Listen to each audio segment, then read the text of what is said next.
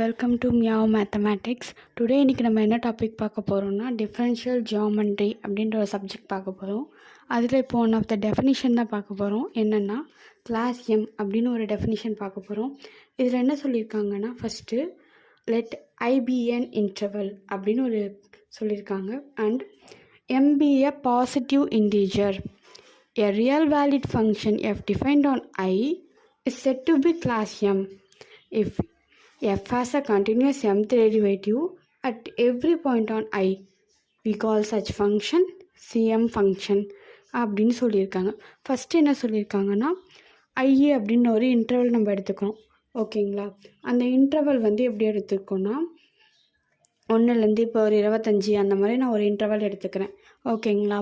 இப்போ அது உள்ளே என்ன இருக்கும், 1 2 3 4 அந்த மாதிரி எலமெண்ட்ஸ் இருக்குது. அது எல்லாமே எனக்கு எப்படி இருக்கணும்னா ஒரு பாசிட்டிவ் எலமெண்ட்டாக இருக்கணும். ஓகேங்களா? அவ்வளோதான் சொல்லியிருக்காங்க. ஒரு பாசிட்டிவ் இன்டீஜர்னு தான் சொல்லியிருக்காங்க. ஓகே, இப்போது எஃப் ஆஃப் எக்ஸ், இப்போ ஒரு ஃபங்க்ஷன் நான் டிஃபைன் பண்ணுறேன். F of x is equal to x cube அப்படின்னு ஒரு ஃபங்க்ஷன் டிஃபைன் பண்ணுறேன்னு வச்சுக்கோங்களேன். இப்போது அந்த ஃபங்க்ஷன் நான் டிஃபைன் பண்ணியிருக்கிறதுக்கு இப்போ நான் ஒரு வேல்யூ கொடுக்குறேன். F of 1 is equal to அப்படின்னு கொடுத்தேன்னா என்ன ஆகும், எனக்கு 1ன்னு வரும். கரெக்டுங்களா? இப்போது அதை எஃப் ஆஃப் எக்ஸ் க்யூபை நான் செகண்ட் டைம் ஒரு டைம் டிஃப்ரென்ஷியேட் பண்ணேன்னா எஃப் டேஷ் ஆஃப் எக்ஸ் எனக்கு என்ன கிடைக்கும், 3x² கிடைக்குங்களா? அதுக்கப்புறம் தேர்ட் டைம் டெரிவேட் பண்ணோன்னா 6xன்னு கிடைக்கும். அதுக்கடுத்து டெரிவேட் பண்ணால் 6ன்னு கிடைக்கும்.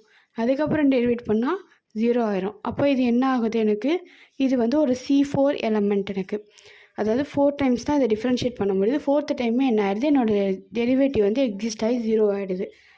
இப்போது இதே மாதிரி இந்த 4 இருக்க பிளேஸில் m டைம்ஸ் நம்ம டெரிவேட் பண்ணுறோன்னா இதுதான் கிளாஸ் எம் சிஎம் ஃபங்க்ஷன் அப்படின்னு சொல்கிறாங்க. ஓகேங்களா?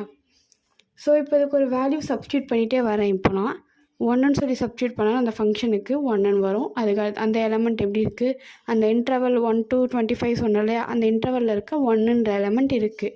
ஓகே, இப்போது அதே மாதிரி செகண்ட் இதுவில் போட்டேன்னா நான் 3x², அப்போ 3ன்னு வரும். அப்போ அந்த 3ன்ற எலமெண்ட்டுமே அந்த 25ல் இருக்குது. ஸோ இதே மாதிரியே நான் எடுக்கிற எல்லா டெரிவேட்டிவ் எலமெண்ட்டும் அந்த ஐயில் இருக்கணும். அவ்வளோதான். இதுதான் கிளாஸ் எம்மோட டெஃபினிஷன்.